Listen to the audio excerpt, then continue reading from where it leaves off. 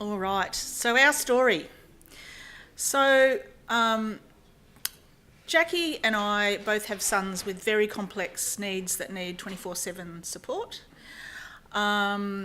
I have a son, Isaac, who's 21, and Jackie's son, Eli, is 28.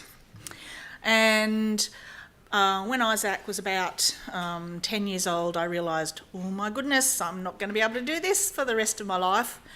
What am I going to do? What are the options out there? And I wasn't very impressed with what I found. I just didn't want the group home situation for him. I wanted something, I thought he deserved something a little bit better than that. And anyway, so I looked around and was lucky enough to get a scholarship to go to Canada and investigated what was going on over there. And I saw all of these great models and I saw a microboard and I thought, that's what I'm going to do. And I met Jacquie over there and we kept in touch when we came back to Australia, and Jackie's from Perth and I'm from Canberra, and we've kept in touch, and I set up a circle of support around my son and started to try to achieve this inclusive life for him and dreamed bigger and better, and kept in touch with Jacquie, and Jacquie set up Microboards Australia over in Perth in collaboration with Perth Home Care and Vela Microboards under the direction of Vela Microboards, who are based in Canada. And then as the years went by, I decided that Isaac was enjoying his circle of support, and he seemed to enjoy the idea of having a microboard. So we incorporated in 2014, and his microboard's called Isaac's Band of Brothers and Sisters. So we're both parents, and we've been doing microboards for a while now. And I've joined Microboards Australia a year ago, and we've been working with families. We've put together a little education package that you can purchase using NDIS, and I'll talk a little bit about that later. On if you're interested and if you think this is the way to go for your family member or the person that you support. So Microboards Australia has a board. We're set up as a company limited by a guarantee, and we have gift deductible status. This is our board. So Shazanne is a lawyer. Linda Perry is from Vela Microboards over in Canada, and she's been working on microboards for 30 years, so she's got an immense amount of experience with them. Daryl is a business owner over in Perth, and he gives us a lot of business advice around all sorts of important things around business. And Jacquie, of course, you'll hear from shortly, me, who I've just told you about, and Mary Butterworth, who's the CEO of Disability WA, who's also on our board. And then we've got some other folks that come and work for us, so Bron Pike and Joe Nunn are microboard facilitators and work with families and microboards, and Sue Birch is our bookkeeper.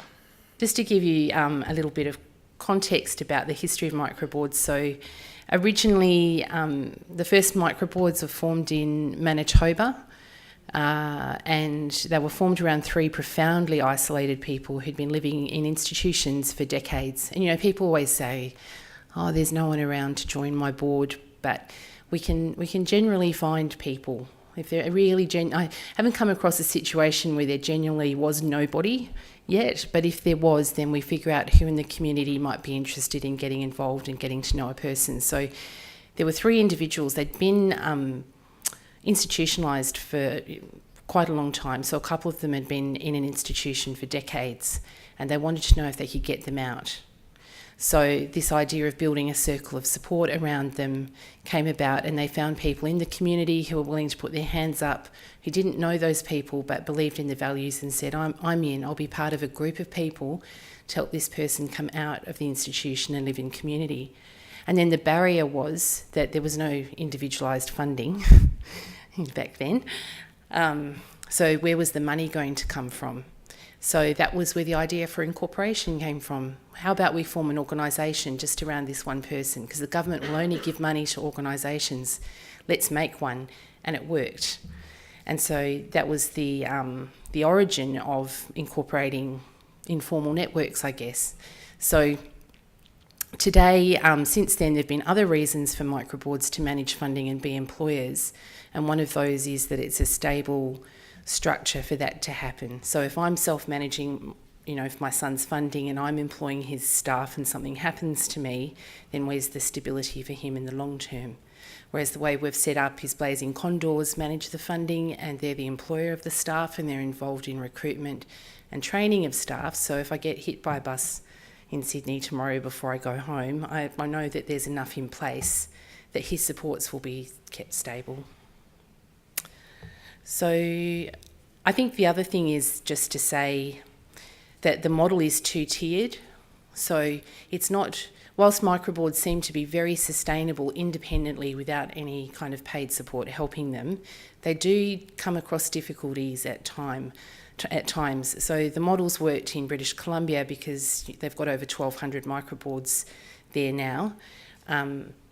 But they've also got Valor Microboards Canada, which is an overarching organisation which is there to support microboards. So they stay up to date on things like employment law and keep microboards up to date on what's happening there. Or if something does happen, sometimes when parents die, boards can get a bit wobbly and they'll go back to Valor Canada and say, look, we just need a bit of help here to get through this period of adjustment from, especially if the parent was still taking a really strong role in managing things, the organisation comes in to help. So in Australia, where the Microboards Australia endorsed by Valor Canada to support the development of microboards here because they've trained us in, the principles and how they work best. And that's our aim in Australia, is to have a two-tier model. And, we're doing this because we want it for our own kids. It's not a lucrative business that we find ourselves in, but I want Microboards Australia to be strong for my son because his microboard's awesome, and I want to have a sustainable organisation into the future for him. So what is a microboard? Have you ever been on a committee for your child's P&C committee, or a soccer club, or neighbourhood watch, or something where you've got a president, a secretary, a treasurer? Has anyone, hands up if you've got that experience? A lot of you, yeah. Okay, so they're very similar to what a microboard is. So you do have a president and a secretary and a treasurer and a public officer. You do have those roles, and you have a constitution which has got all the rules that you have to follow and what the purpose of the organisation is. So a microboard is like that.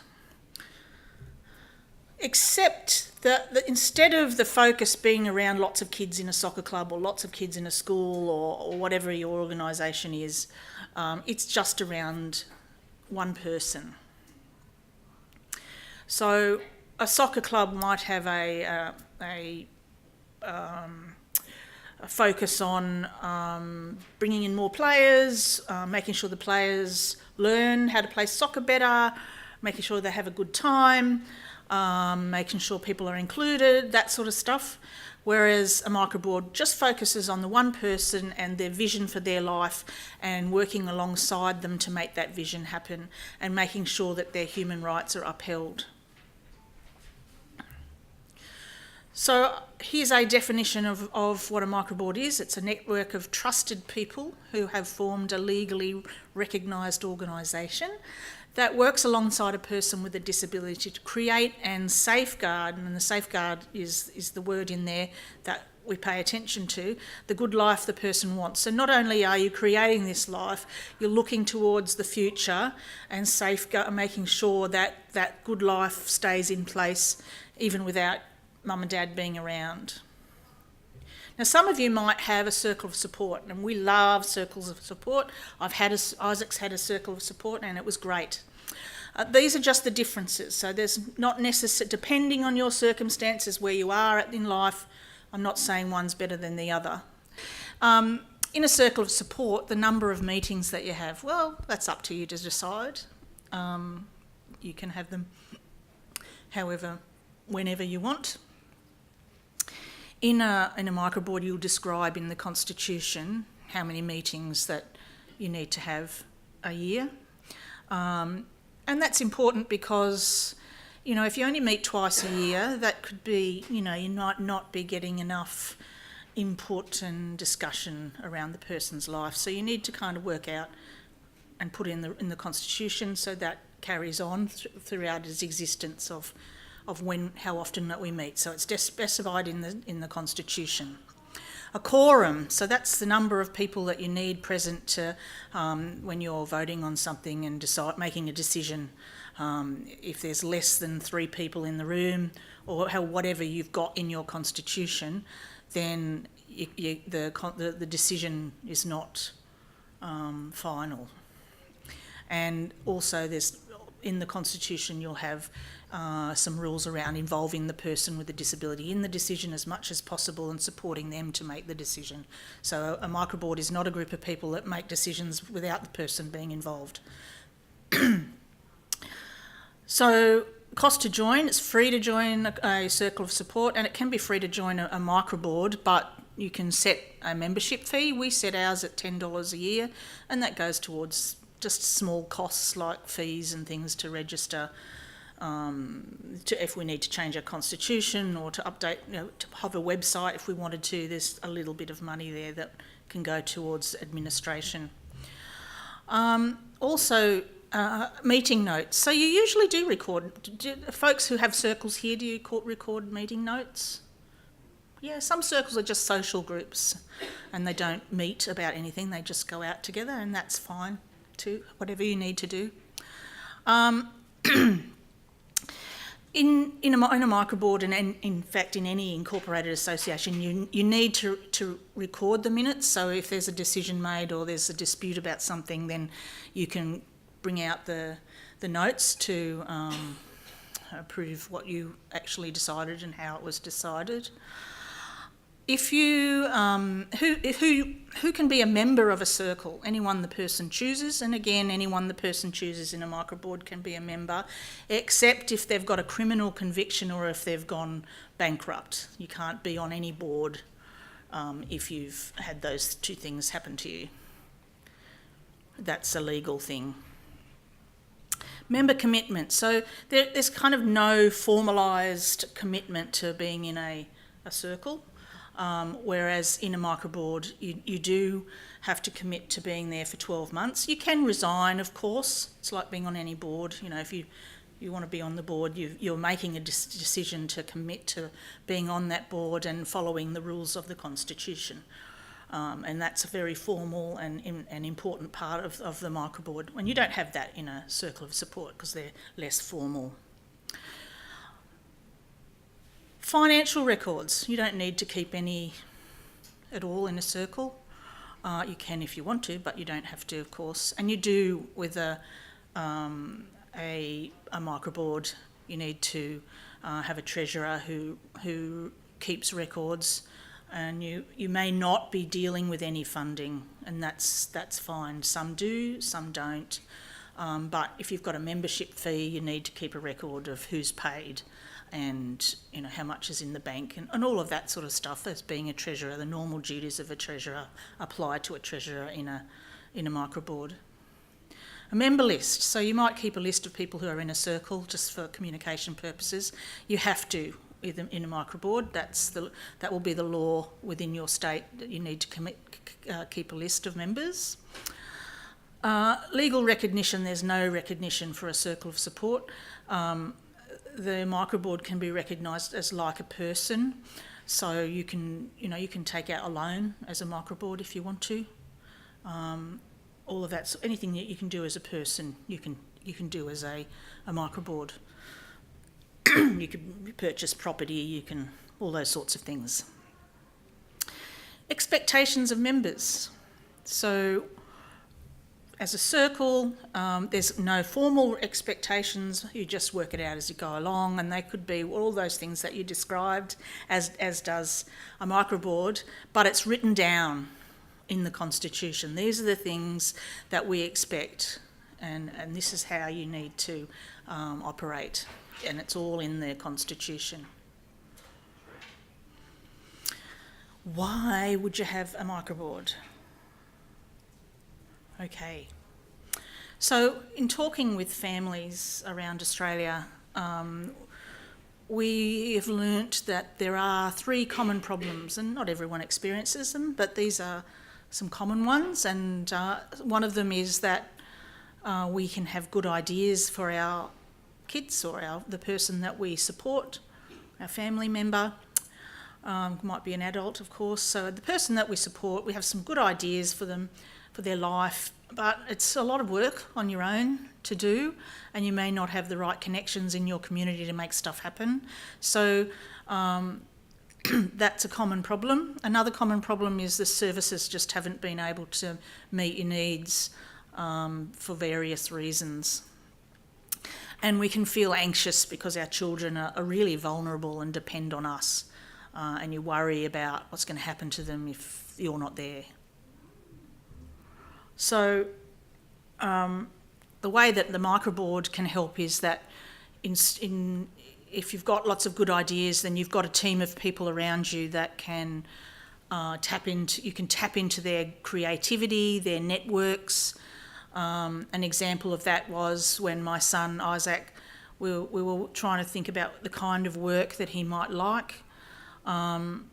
And we did a brainstorming session about all of his skills and interests and what he liked to do. And we came up with a number of ideas about how we could turn those skills and interests and things into work, and came up with all sorts of crazy things that wouldn't have worked in a million years. But we came up with one thing that has worked, and that's his little delivery business. And we were thinking about how do we get started, how do we trial this to make sure that he likes it. And so one of the people in the microboard said, well, I was at the doctor's the other day and there was these old tatty magazines that were in the magazine pile at the doctor's surgery. Could Isaac deliver magazines? And then someone else said, oh yeah, I work up the road from a microboard, from a newsagent's. I could pop in, and I know the guy that runs it. I could ask him if he could keep some magazines that he doesn't sell that he could deliver. And so he went in and popped in and saw him, and he said, well, I have to send most of them back, but there are some magazines that come together as a pair that I don't have to send back. So I'll save those for you. And I could also ask my customers if they could recycle their magazines and bring them back. And, can you make up a sign for me? So we made up a sign, and they would recycle their magazines, and Isaac would go and pick them up and he'd deliver them around doctor's surgeries. I had approached Isaac's doctor and I said, look, could we deliver the magazines here? And he said, sure. We actually have 6 surgeries all around the place. He can go to all of them. So, there's all of those networks happening that I tapped into. Well, I wouldn't have thought of doing that. I wouldn't have known who to ask, but I did because I had those people in Isaac's microboard. So services not meeting our needs. So I've been able to, before the NDIS and before having a circle or a microboard, Isaac had 10 hours of hack funding attached to one agency who would provide the support workers, and they were just not skilled enough or too old or didn't have the same interests, and Isaac didn't like them, or they would be unreliable, or they would quit after 6 weeks, and Isaac's just got to know them and just not able to meet our needs. And Isaac has some challenging behaviours and things, so just wasn't working. And now I've been able to employ my own staff and train them up, and we have total control. The microboard is the employer. Now Isaac's getting really good people who are around his age, who he really likes and likes to be seen with out and about, which is awesome. And the microboard helped with the recruitment process and interviews and all of that sort of stuff. Having a vulnerable child or a vulnerable person that you support is a key worry. But now that having a microboard where you've documented your vision, you've documented how they need to be supported, you've documented their goals, you've got documented what works, what doesn't, you've got people around them that know how to communicate with him, what he likes to do, They come with me up to medical appointments, all sorts of stuff like that, so that they know him really well. So if I got hit by a bus today, I know things could keep going, and it doesn't just hang off me. So I feel less worried about the future. I still worry, but not as much as I used to.